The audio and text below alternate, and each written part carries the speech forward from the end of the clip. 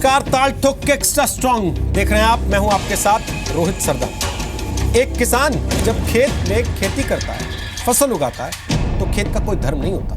जो फसल उगती है उसका भी कोई धर्म नहीं होता। खेती जिस तरीके से की जाती है उसका भी कोई धर्म नहीं होता। और फसल तैयार होने के बाद उसे कोई हिंदू खाएगा या कोई मुसलमान खाएगा, ये भी कोई नहीं जानता। लेकिन आज मध्य प्रदेश के उज्जैन से एक ऐसी खबर आई जिसने थाली के भोजन को भी धर्म में बांटे जाने का डर पैदा कर। उज्जैन के 50 से ज्यादा मदरसों ने सरकारी योजना के तहत बन रहे मिड डे मील को लेने से इनकार कर दिया। तर्क दिया कि यह हिंदू रीति रिवाज से बना खाना है, इसलिए वो अपने बच्चों को यह खाना नहीं खाने देंगे। ताल ठोक के एक्स्ट्रा स्ट्रॉन्ग में आज हम इसी खबर से कई बड़े सवाल उठा रहे हैं। सवाल यह कि खाना कोई भी बनाए उस पर मदरसे को ऐतराज क्यों है? क्या खाने का कोई धर्म होता है? क्या थाली का कोई धर्म होता है? मिड डे मील को भी मजहबी रंग क्यों दिया जा रहा है? और सीधे सीधे यह क्यों नहीं माना जा रहा कि यह खाना बच्चों के लिए बना है? आखिर मजहब के नाम पर बच्चों के खाने की कुर्बानी क्यों दी जा रही है?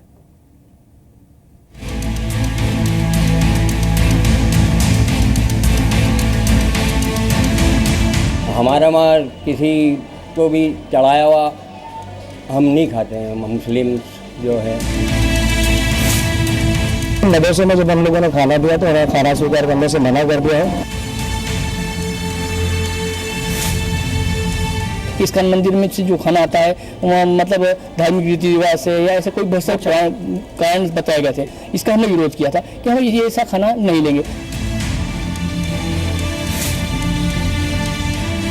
मदरसों की तरफ से जो एक बात आई है, जो आप पॉइंट रेज कर रहे हैं, उस संबंध में उनसे चर्चा करने के लिए हम लोगों ने एक मीटिंग ऑर्गेनाइज की है और निश्चित ही हम उस मीटिंग में इस इशू को रिजॉल्व करते हुए हर बच्चे को मध्याह्न भोजन प्राप्त हो, इसको हम सुनिश्चित करेंगे। अब ये तो बच्चों के लिए अच्छी सुविधा है, सरकार दे रही है, अब उसको किताबें दे रही, कापी दे रही, मध्याह्न भोजन पूरी दे रही, सब भगवान का भी बीच में आ रहा है। भगवान ने कौन सा, भगवान अल्लाह ने कौन सा बोला, भगवान ने राम ने कौन सा बोला कि भोजन और रोटी और सब्जी में भी कुछ चीज़ है? अगर वो नहीं चाहते हैं मिड डे मील तो उसको उस व्यवस्था से बाहर करें। वो अपने मदरसे स्वयं चलाएं, अपनी व्यवस्था से चलाएं, अपने पैसे से चलाएं। लेकिन अगर उनको सरकारी सहायता चाहिए तो सरकारी नियमों का भी पालन करना चाहिए। इन बयानों के बाद सब कुछ आपके सामने है, जिसके बाद ताल ठोक के एक्स्ट्रा स्ट्रॉन्ग में आज का हमारा पहला सवाल है, मिड डे मील पर मदरसे को ऐतराज क्यों है? मिड डे मील पर मजहबी रंग क्यों चढ़ाया जा रहा है? मजहब के लिए बच्चों के खाने की कुर्बानी क्यों दी जा रही है? क्या अब मजहब के नाम पर बटेगी बच्चों की थाली?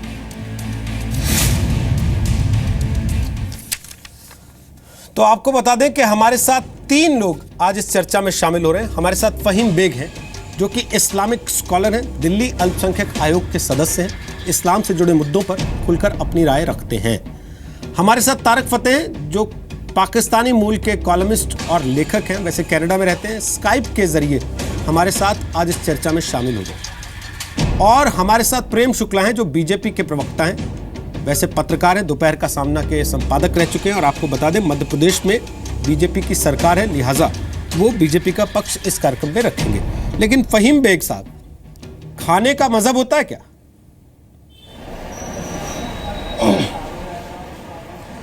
रोहित जी, देखिए, बुनियादी बात जहां इस मुद्दे पे उठाई गई है उसमें जिस प्रकार की जानकारियां मदरसे के लोगों को मिली हैं, उसमें ये बताया गया है कि जब खाना बनता है, खाना बनने के बाद उसको भोग लगाया जाता है और एक धार्मिक क्रियाकलाप किया जाता है। तो ये स्वाभाविक है कि 2 धर्मों की आस्था अलग होती है, 2 धर्मों की मान्यताएं अलग होती हैं। तो उसमें अगर एक धर्म के क्रियाकलाप को किया जाता है तो मैं समझता हूं कि शायद दूसरे धर्म की आस्था नहीं है कि उस क्रियाकलाप को वो अपने धर्म में शामिल करें। और जिस प्रकार से आप ये सवाल उठा रहे हैं कि खाने का कोई धर्म नहीं होता और रोटी का कोई धर्म नहीं होता, बिल्कुल सही बात है। मगर एक और जो सच है इस देश का, रोहित जी, वो भी आपको उजागर करना चाहिए।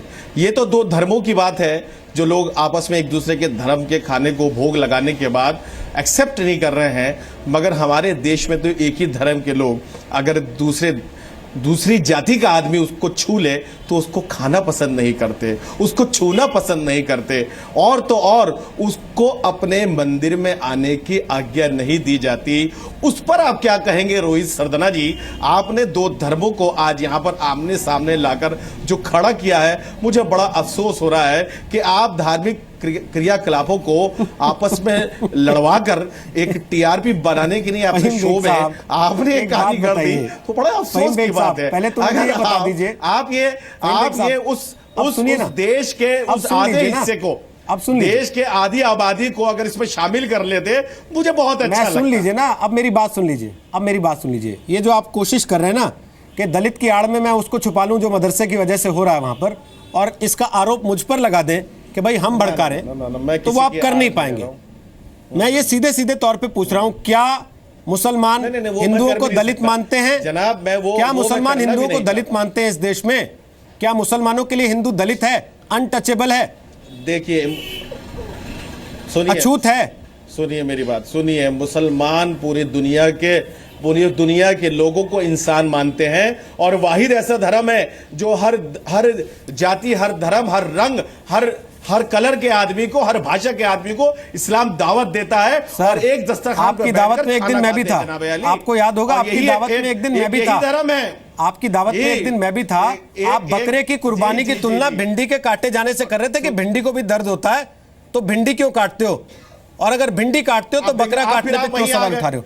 इसलिए सर सुनिए, अब मेरी बात सुन लीजिए, मैं सिर्फ ये पूछ रहा हूं फहीम साहब कि जब आप बाजार से सामान खरीदने जाते हैं, फहीम साहब जब बाजार से सामान खरीदने जाते हैं, दुकानदार से धर्म पूछ के सामान खरीदते हैं क्या? उससे पूछते हैं कि सुबह तुमने दुकान खोली थी तो कहीं भगवान की पूजा तो नहीं की थी? आज जो सामान बेच रहे हो मुझे, मैं इसको ना खरीदूंगा फिर? देखिए रोहित जी, आप जो इसमें ट्विस्ट लाने की कोशिश कर रहे हैं, इसमें ट्विस्ट है ही नहीं। एक धर्म का जो अगर भोग लगाया जा रहा है और उसको किसी धार्मिक क्रियाकलाप के बाद किसी दूसरे धर्म को परोसा जा रहा है, तो इसमें आस्था का टकराव होता है। ऐसे में मैं समझता हूं ये ठीक नहीं है।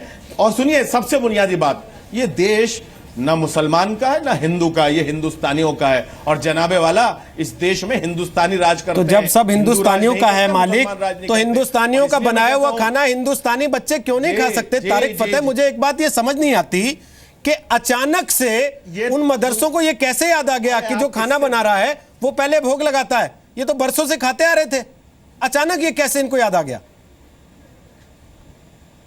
मुझे लगता है कि इसमें पैसे का खेल है कुछ।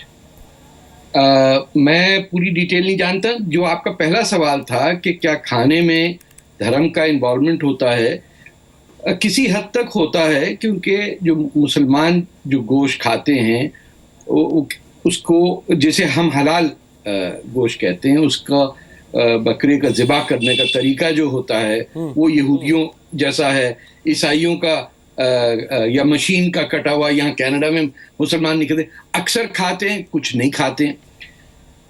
इसमें मुझे शरारत नज़र आ रही है और पैसा नज़र आ रहा है, क्योंकि इतने नाजुक माहौल में ये वो मुल्क है जहाँ हिंदुस्तान, जहाँ मुसलमान पूरे 50-60 मुल्कों में सबसे ज़्यादा उनके राइट्स हैं, सबसे एज ए माइनॉरिटी 13 से 15% लोग हैं, और उनको यूज़ किया जा रहा है इसमें नफरत फैलाने के लिए।